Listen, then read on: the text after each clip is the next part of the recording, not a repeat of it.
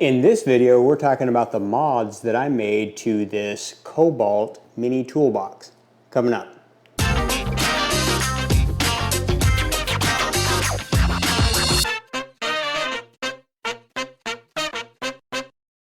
So this is my Kobalt mini toolbox. I needed something that I can keep some of my tools in my office. This is what I was using, and I had some of my tools in here. I had mostly a bunch of Allen keys in here, but I wanted something that was a little bit better. This was getting pretty full, and this is more suited to holding some of my spare parts for my pew-pews. That's mostly what I need my tools for in my office, my pew-pews. And so I wanted to get a little toolbox that I could keep in there and have my tools in. Now, some of the issues that I ran into with the Kobalt toolbox is I wanted to put it somewhere but be able to move it around. Well, the lid didn't have any sort of latch and it did not have a handle, so that was one of the first things I did was I attached a handle to it. I just grabbed this handle off from Amazon and attached that to the lid. The next issue, obviously, would be a way to close the lid, keep it closed while I pick it up from the handle, and that was a latch. That was a much harder endeavor to figure out. You can see a couple of holes here, possibly you can see them. I tried to find a small latch that was going to fit in this tiny little area that was going to work. Well, the screws that latch came with would not work. I couldn't get them to work into the steel. I couldn't get them to screw into the steel. And they were so small that I just couldn't use a different type of screw. So I ended up getting these larger latches. They're much larger, but that's what I could find. And I just grabbed these at Lowe's and I attached that. I attached them to the side. I attached one on either side so that it'll keep the lid closed and it's nice and secure so that I can pick it up by the handle and move it around where I needed it.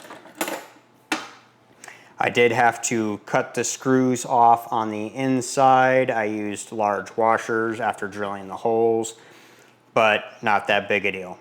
Those are the only mods that I have currently done to the toolbox. I did have this necklace left over from my douchebag high school days, but I was after a small chain. That's what I was looking for, and I was able to locate this. I couldn't remember where it was, but I found it. What I want to do is I want to be able to attach it to the lid here so that the lid doesn't plop all the way backwards, so that it'll hold it open like this. I just haven't done that yet, but that is one of the plans that I have, is to use that chain to hold the lid in the open position. I did put a mat inside here that's kind of like squishy and cushioned. So there's the mat in the top here. I had that from organizing my toolboxes in the garage, so I already had that, which was nice. And these are some of the tools that I need regularly when I'm working on my pew-pews. I also use this stuff for doing other things, so it's nice to have. Some of this stuff, like this guy right here, this came from my dad's tool set, so I was able to reuse that here. I have this little 1/4-inch ratchet. I found that on Amazon. Orange is my favorite color, so that was pretty cool to get. I got some picks in the top here, and I have a Torx wrench here. This is for primary arms optics. This is something that I use quite often, so I wanted to have one in the toolbox. And then the drawers are held closed with magnets.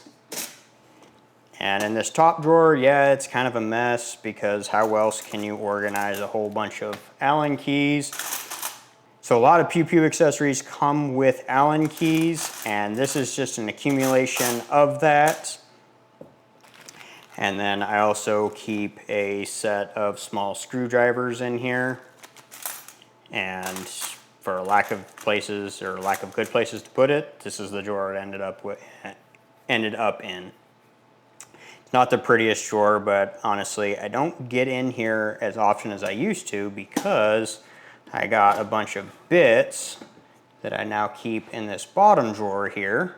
And now I have a bunch of hex drives and Torx drives here, Torx bits. I got some flatheads, some Phillips heads. I have longer bits here. I have the hex drives here, and keep them in trays here. So I got all these bits off from a kit that I got on Amazon, as well as these bit organizers also on Amazon, again, orange. I keep a razor in here. This wrench right here is this, if I can get a hold of it, this flat wrench right here. This is for the muzzle device. It was an M Carbo muzzle device. That came with that, so I put that in here. Here's a castle nut wrench. I have a bigger one, but obviously it does not fit in here. So that's my little one. Some sight tools, screwdriver and stuff like that are over here.